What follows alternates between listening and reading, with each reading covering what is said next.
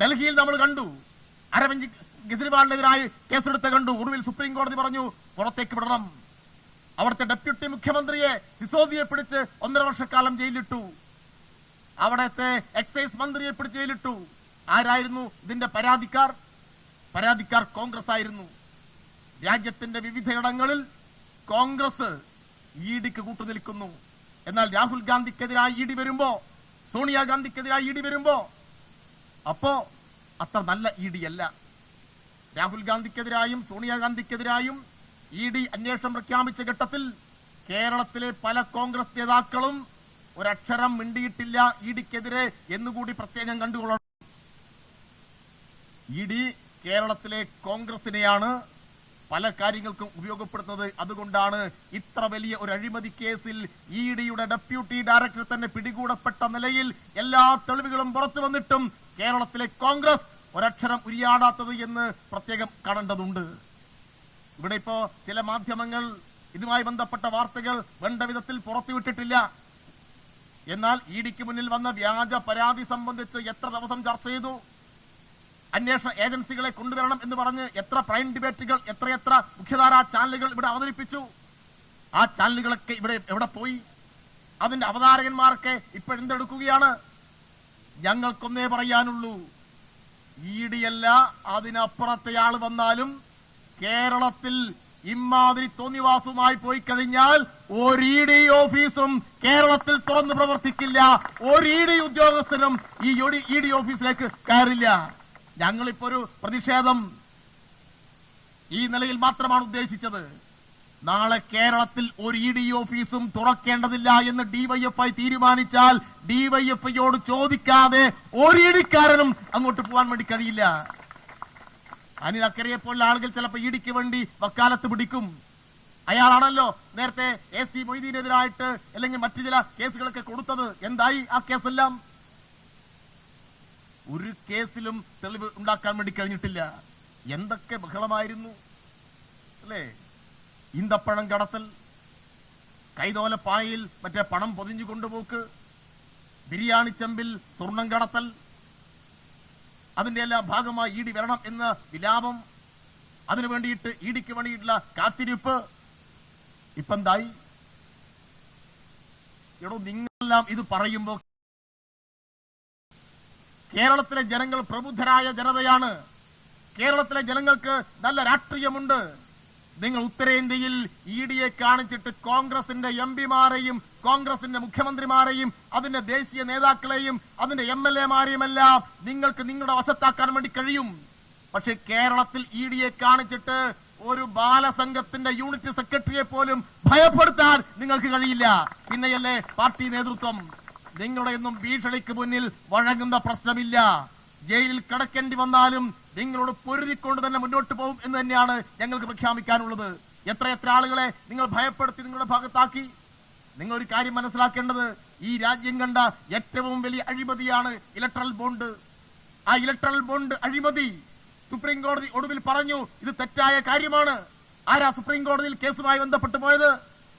ഇന്ത്യയിലെ communist party of India Marxist കേസുമായി ധീരമായി മുന്നോട്ട് പോയപ്പോഴാണ് ഏറ്റവും വലിയ രാഷ്ട്രീയ അഴിമതി അവസാനിപ്പിക്കണമെന്ന് സുപ്രീം കോടതിക്ക് പറയേണ്ടി വന്നത്. ആ രാഷ്ട്രീയ അഴിമതിക്ക് കൂട്ടുനിന്നവരാണ് ഇന്ത്യയിലെ കോൺഗ്രസ് പ്രസ്ഥാനം. ആ കോൺഗ്രസ് പ്രസ്ഥാനത്തിന്റെ അക്കൗണ്ടിൽ കോടികൾ വന്നു. BJP ഇത് നടപ്പാക്കി, അവരുടെ അക്കൗണ്ടിൽ കോടികൾ വന്നു. ഈ കോടികൾ കൊടുത്ത ഇന്ത്യയിലെ വൻകിട കുത്തക കോർപ്പറേറ്റുകളുടെ പേര് വിവരങ്ങൾ സുപ്രീം കോടതിയുടെ വിധിയെ തുടർന്ന് കേന്ദ്ര ഗവൺമെന്റ് പുറത്തുവിടേണ്ടി വന്നു. അപ്പോഴാണ് മനസ്സിലായത് ഏറ്റവും കൂടുതൽ തുക കൊടുത്ത എല്ലാ പ്രധാനപ്പെട്ട കോർപ്പറേറ്റ് സ്ഥാപനങ്ങളിലേക്കും 1 വർഷം മുന്നേ, 2 വർഷം മുന്നേ, 3 വർഷം മുന്നേ, ദിവസങ്ങൾക്ക് മുന്നേ ഇഡി നോട്ടീസുമായി പോയിരിക്കുന്നു. അപ്പൊ BJPക്ക് പണം പിരിച്ചു കൊടുക്കുന്ന ഏജൻസി പണി. ആദ്യം ഇഡി പോയി നോട്ടീസ് കൊടുക്കുക, എന്നിട്ട് ഈ കമ്പനി നിങ്ങൾക്ക് മുന്നോട്ട് കൊണ്ടുപോകണമോ, നിങ്ങൾക്ക് ജയിൽ വേണമോ, അല്ലെങ്കിൽ BJPക്ക് 100 കോടി കൊടുക്കുമോ, 200 കോടി കൊടുക്കുമോ, 500 കോടി കൊടുക്കുമോ എന്നാ ചോദ്യം. പാവപ്പെട്ട കോർപ്പറേറ്റ് കമ്പനിക്കാരൻ തൊഴുതുകൊണ്ട് പറഞ്ഞു, ഞങ്ങൾക്ക് ജയിലിൽ പോണ്ട, ഞങ്ങൾക്ക് എങ്ങനെയെങ്കിലും ഈ സ്ഥാപനം ഇവിടെ നടത്തിയാ മതി. 200 കോടി പറഞ്ഞപ്പോ 300 കോടി കൊടുത്ത് സെറ്റിൽ ചെയ്തു. അങ്ങനെയാ 10,000-കണക്കിന് കോടി രൂപ ഇലക്ട്രൽ ബോണ്ട് വഴി ഭീഷണിപ്പെടുത്തി അധികാരം ദുരുപയോഗം ചെയ്തിട്ട് അക്കൗണ്ടിലേക്ക് വരുത്തിച്ചത് നമ്മൾ കണ്ടതാണ്.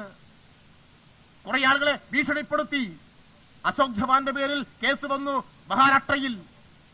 അശോക് ചവാൻ കേസ് നേരിടാൻ തയ്യാറായിട്ടില്ല. അശോക് ചവാൻ പറഞ്ഞു എന്തു വേണം. BJP പറഞ്ഞു ഞങ്ങളുടെ കൂടെ പോരി, പ്രശ്നം തീർക്കാം. ഒരു അശോക് ചവാൻ മാത്രമല്ല, ദിഗംബർ കാമത്ത് പോയി, പശ്ചിമ ബംഗാളിലെ തൃണമൂൽ കോൺഗ്രസ് ആള് പോയി, ശിവസേന പിളർത്തിക്കൊണ്ട് ആള് പോയി. രാജ്യത്തിന്റെ വിവിധ ഇടങ്ങളിൽ, രാജ്യത്തിന്റെ വിവിധ സംസ്ഥാനങ്ങളിൽ കേസെടുപ്പിക്കുക, എന്നിട്ട് ഉള്ള MP-മാരെ കൂട്ടി, ഉള്ള MLA-മാരെ കൂട്ടി പാർട്ടി പിളർത്തിയിട്ട് BJP-യിലേക്ക് വന്നാൽ നിന്റെ കേസ് ഒഴിവാക്കി തരാം എന്നാ പറഞ്ഞത്. അങ്ങനെ പല നേതാക്കളുടെയും കേസ് ഒഴിവാക്കപ്പെട്ടു. ഏറ്റവും കൂടുതൽ കേസുകൾ ഒഴിവാക്കപ്പെട്ടത് കോൺഗ്രസ് പാർട്ടിയുടെ ഭാഗമായി നിൽക്കുന്ന നേതാക്കളിൽ നിന്നാണ്. എല്ലാം പോയില്ലേ ഒറ്റയടിക്ക് BJP-യിലേക്ക്? എല്ലാം പോയില്ലേ BJP-യിലേക്ക്? തൃണമൂൽ കോൺഗ്രസ് പോയി, ശിവസേനയിൽ നിന്ന് പോയി, മറ്റ് ബൂർഷ്വാ രാഷ്ട്രീയ പാർട്ടികളിൽ നിന്നെല്ലാം ഈ ഭീഷണിക്ക് വഴിപ്പെട്ടിട്ട് ED ഉപയോഗപ്പെടുത്തിയിട്ട് BJP പാളയത്തിലേക്ക് ആളെ എത്തിച്ചിട്ടാണ് കുതിര കച്ചവടം നടത്തി BJP വിവിധ സംസ്ഥാനങ്ങളിൽ അധികാരം പിടിച്ചിട്ടുള്ളത്. ഇതെല്ലാം ചില മാധ്യമങ്ങൾ മാത്രമേ റിപ്പോർട്ട് ചെയ്തിട്ടുള്ളൂ. പക്ഷെ ഒരു കാര്യം ഉറപ്പാണ്, രാജ്യത്തെ ജനങ്ങൾ ഇതെല്ലാം മനസ്സിലാക്കുന്നുണ്ട്. അതുകൊണ്ട് BJP ഒരു കാര്യം നല്ലതുപോലെ ധരിച്ചു വെക്കണം. നിങ്ങൾക്ക് അധികകാലം ഈ ED ഉപയോഗപ്പെടുത്തി, ഈ അന്വേഷണ സംവിധാനത്തെ ഉപയോഗപ്പെടുത്തിയിട്ട് ആളുകളെ ഭയപ്പെടുത്തി കീഴ്പ്പെടുത്താൻ കഴിയില്ല. ഇന്ത്യയിലെ തൊഴിലാളി വർഗം, ഇന്ത്യയിൽ അധ്വാനിക്കുന്നവർ, ഇന്ത്യയിലെ വിദ്യാർത്ഥികൾ, ഇന്ത്യയിലെ യുവജനങ്ങൾ, ഇന്ത്യയിലെ അധ്യാപക സ്ഥാനത്തിന്റെ ആളുകൾ, കലാകാരന്മാർ, എഴുത്തുകാർ, സിനിമക്കാർ, നാടകക്കാർ, എല്ലാ വിഭാഗം ആളുകൾക്കിടയിലും അതിശക്തമായ പ്രക്ഷോഭം, പ്രതിഷേധം നിങ്ങൾക്കെതിരായി വരുന്നുണ്ട്. അതുകൊണ്ട് ED-യെ വിട്ടിട്ട്, 4 ഉദ്യോഗസ്ഥരെ വിട്ടിട്ട് ഭയപ്പെടുത്തി രാജ്യത്തിന്റെ അധികാരം കുറെ കാലം കൈപ്പിടിയിൽ വെക്കാമെന്ന വ്യാമോഹവുമായിട്ടാണ് നിങ്ങളെ വരവെങ്കിൽ ഞങ്ങളുടെ വരവ് ഇതുപോലെയായിരിക്കില്ല. ഇതിലേക്കാൾ വലിയ ഗേറ്റുകൾ, ഇതിലേക്കാൾ വലിയ പ്രതിരോധങ്ങൾ, വെടിയുണ്ട വന്നപ്പോഴും കൂത്തുപറമ്പിന്റെ പോരാട്ട വീതിയിൽ നെഞ്ചു വിരിച്ചുകൊണ്ട് ഇൻക്ലാബ് സിന്ദാബാദ് വിളിച്ചിട്ട് ധൈര്യപൂർവ്വം മുന്നോട്ട് പോയ അനുഭവവും ചരിത്രവും DYFIക്കുണ്ട്. അതുകൊണ്ട് ED-യെ വിട്ടിട്ട്, കുറച്ചാളുകളെ വിട്ടിട്ട് വേട്ടയാടി ഭയപ്പെടുത്തി കീഴ്പ്പെടുത്താൻ വേണ്ടി നോക്കേണ്ടതില്ല. അതിശക്തമായ പ്രക്ഷോഭം, അതിശക്തമായ പ്രതിരോധം കേരളത്തിലും ഇന്ത്യയിലും DYFI ഉയർത്തിക്കൊണ്ടുവരുമെന്നാണ് ഈ സന്ദർഭത്തിൽ പ്രഖ്യാപിക്കാനുള്ളത്. അതുകൊണ്ട് ഞങ്ങൾക്ക് ഒരു കാര്യം പറയാനുള്ളത്, ED-യെ നിലക്ക് നിർത്താൻ കേന്ദ്ര ഗവൺമെന്റ് തയ്യാറാവണം. ED-യും മോഡിയും എല്ലാം കൂടി ചേർന്ന് ഇതെല്ലാം ഒന്നാണ് എന്ന പരുവത്തിലേക്ക് വരുത്തി തീർത്ത് നിങ്ങളുടെ ഒരു ശാഖയുടെ ഭാഗമാക്കിയിട്ട് ഇതിനെയെല്ലാം കൊണ്ടുപോയാൽ ഇന്ന് കാണുന്ന പ്രതിഷേധത്തിന് മുന്നിൽ, ഇന്ന് കാണുന്ന പ്രതിഷേധം പോലെയുള്ള പ്രതിഷേധം നടത്തിയിട്ട് ആളുകൾ പിരിഞ്ഞു പോവില്ല. അതുകൊണ്ട് മര്യാദയ്ക്ക് അന്വേഷണ സംവിധാനങ്ങളെ അതിന്റെ വഴിയിൽ വിട്ടുകൊള്ളണം. സുപ്രീം കോടതിക്ക് തന്നെ പലതവണ പറയേണ്ടി വന്നു.